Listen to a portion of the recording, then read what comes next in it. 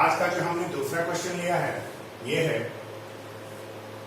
Find the equation of medians of a triangle ABC which vertices are a 2 5 b -4 9 and c -2 -1।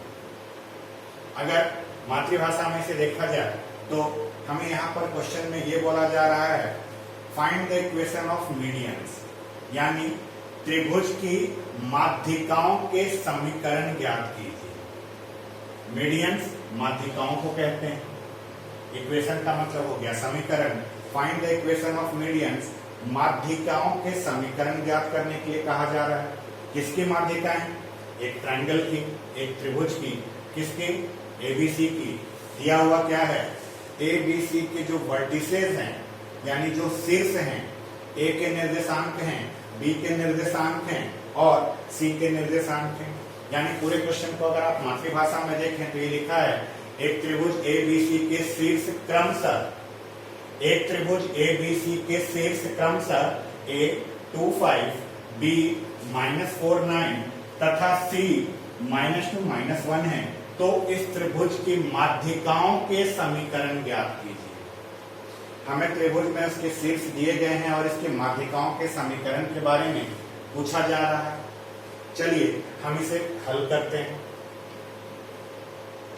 हल जब करेंगे, जब हम इसका सॉल्यूशन निकालेंगे, सबसे पहले हम एक ट्रायंगल बना लेते हैं।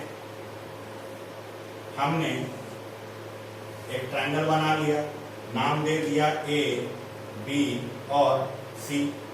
ए के कोऑर्डिनेट, ए के निर्देशांक 2 5, बी का कोऑर्डिनेट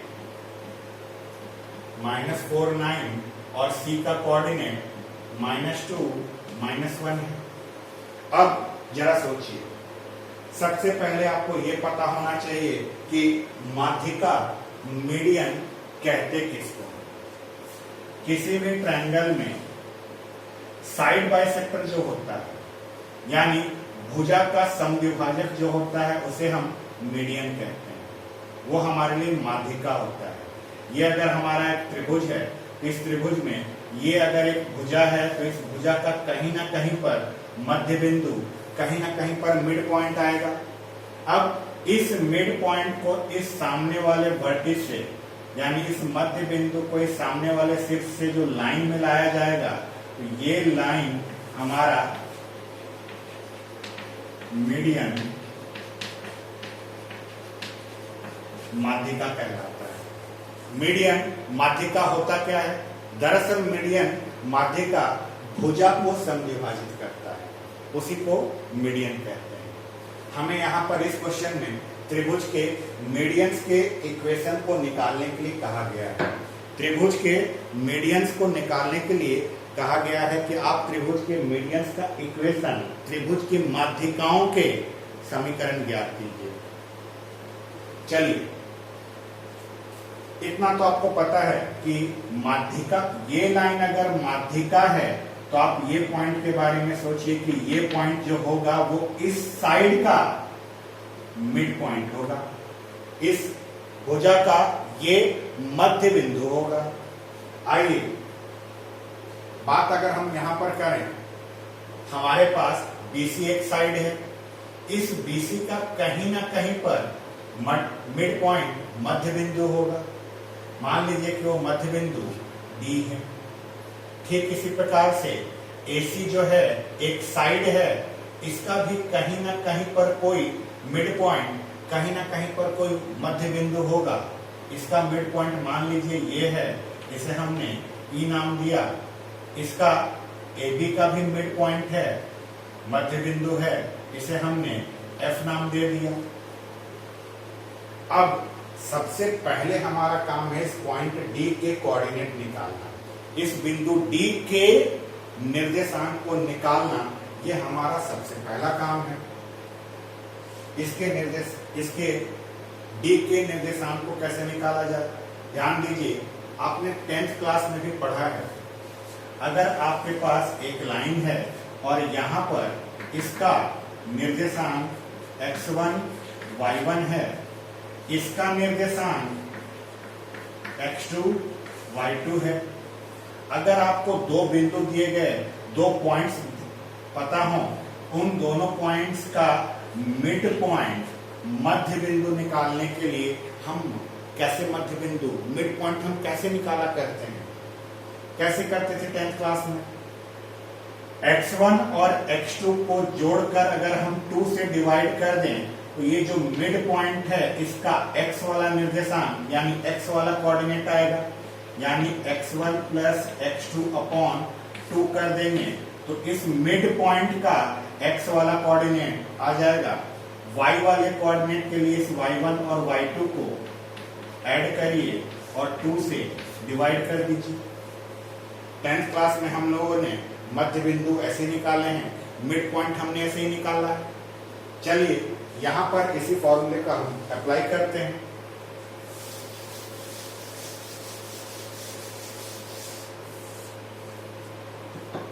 हम किसका निर्देशांक निकालने वाले हैं? डी का। सबसे पहले हम लिख लेते हैं, let d e and f are mid points of sides BC, AC and AB। माना D, E तथा F क्रमशः भुजाओं BC, AC तथा AB के मध्य बिंदु है। हमने क्या किया, सबसे पहले ये लेट कर लिया कि D, E और F जो है BC का, AC का और AB का मिड पॉइंट है, मध्य बिंदु है। लिखते समय आप ध्यान रखिए, जिस ऑर्डर में आपने इसको लिखा है उसी ऑर्डर में आप उसके साइड को भी लिखेंगे। आपका ये ऑर्डर और उसके साइड को लिखने का जो क्रम है ये चेंज नहीं होना चाहिए। जिस ऑर्डर में आपने पॉइंट लिखा है उसी ऑर्डर में उसके साइड को भी लिखना है। ये लिखने के बाद हम सबसे पहले इस पॉइंट डी के निर्देशांक को निकालते हैं। इस पॉइंट डी के निर्देशांक को कैसे निकालेंगे? ध्यान दीजिए कि ये डी जो है अपने आप में इन दोनों का मिड पॉइंट है, तो डी का निर्देशांक निकालने के लिए इन दोनों x को जोड़कर इसको 2 से डिवाइड कर देना है। तो डी का निर्देशांक निकालने के लिए -4 प्लस -2 अपॉन का 2 और इधर 9 प्लस -1/2। x वाले को x वाले के साथ जोड़कर 2 से डिवाइड करना है, y वाले को y वाले के साथ जोड़कर 2 से डिवाइड करना है। इसको हल करिए, -4 -2 -6 अपॉन 2 माइनस का 3 आया, 9 -1 8 अपॉन 2 ये 4 आ गया। हमने किसका निर्देशांक निकाल लिया? हमने डी का निर्देशांक निकाला। कितना निकला डी का निर्देशांक? तो डी का निर्देशांक निकल गया -3 4। ठीक इसी प्रकार अगर हम ई का निर्देशांक, ई के कोऑर्डिनेट को निकालना चाहें तो ई का कोऑर्डिनेट निकालने के लिए ई जो है इसका मिड पॉइंट है, तो x वाले को x वाले के साथ ऐड करके 2 से डिवाइड करना है, y वाले को y वाले के साथ ऐड करके 2 से डिवाइड करना है। 2 प्लस -2 अपॉन का 2 ये x वाला हिस्सा हो गया और y वाले हिस्से के लिए 5 प्लस -1 अपॉन का 2। सॉल्व करिए, 2 - 2 0 0 अपॉन 2 ये हमारा 0 आ गया और 5 - 1 4 4 अपॉन 2 ये हमारा 2 आ गया। हमने e का भी निर्देशांक निकाल लिया। कितना निकला? 0 और 2। इसके बाद d हो गया, e हो गया, अब बारी f की। f का निर्देशांक निकालने के लिए हम a और b का मिड पॉइंट f है, तो a का x का वैल्यू 2 है और यहाँ पर -4 है। 2 प्लस -4 अपॉन 2, ये x वाला निकलेगा और y वाला निकालने के लिए 5 प्लस 9 अपॉन का 2। सोचिए 2 माइनस 4 माइनस टू अपॉन 2, ये आएगा माइनस का 1 और 5 प्लस 9 14 अपॉन 2, ये हमारा 7। हमने इसका निर्देशांक निकाल लिया f का निकला हमारा -1 और 7। अब हमने d का, e का और f का जब निर्देशांक निकाल लिया, हमने सभी का मिड पॉइंट निकाल लिया। अब हमें इसका इक्वेशन निकालना है। किसका इक्वेशन? हमें इक्वेशन निकालना है AD का। ये देखिए, ये AD का हमें इक्वेशन निकालना है। AD का इक्वेशन निकाल लेने के बाद हम निकालेंगे B का इक्वेशन। B का इक्वेशन निकाल लेने के बाद हम निकालेंगे CF का इक्वेशन। पहले हम AD का समीकरण ज्ञात करेंगे, फिर B का समीकरण निकालेंगे, फिर CF का समीकरण निकालेंगे। अब सवाल ये उठता है कि हम इस AD का समीकरण, AD का इक्वेशन कैसे निकालें? ध्यान से देखिए, AD का इक्वेशन निकालने के लिए आपको पॉइंट A का कोऑर्डिनेट पता है, पॉइंट D का भी कोऑर्डिनेट पता है। आप equation of line AD, Rekha AD का समीकरण। अब ध्यान से देखिए, आपने क्या कोई ऐसा फॉर्मूला पढ़ा है जिस फॉर्मूले से अगर आपको 2 पॉइंट पता हो तो उन दोनों पॉइंट से पास होने वाले लाइन का आप इक्वेशन निकाल सके? बिल्कुल पढ़ा है आपने पढ़ा है y minus y1 is equal to y2 minus y1 upon x2 minus x1 bracket में x माइनस x1। ध्यान दीजिए, ये फॉर्मूला हम कब यूज करते थे? ये फॉर्मूला हम तब यूज करते थे जब हमारा लाइन किसी 2 पॉइंट से पास होता है। चलिए, हमें बस यहाँ पर वैल्यू पुट करनी। अब बहुत सारे बच्चों के मन में ये सवाल आता है कि A और D में हम किसको x1 y1 बोले और किसको x2 y2 बोले। ये आपकी अपनी स्वेच्छा के ऊपर है, आपकी अपनी इच्छा। आप अगर चाहें तो इसको x1 y1 बोलिए, तब उस परिस्थिति में ये आपका x2 y2 होगा, और अगर आप इसको x1 y1 बोलेंगे तो ये आपका x2 y2 होगा। आप जिसे x1 y1 रखना चाहें उसे रखिए, बचेगा वो हमारा x2 y2 होगा। चलिए, हम अभी बोलते हैं कि ये हमारा x1 y1 है, तो ये हमारे लिए x2 y2 होगा। वैल्यू को पुट करिए, y माइनस y1 हमारा 5 है, यहाँ पर 5 is equal to y2 minus y2 minus y1।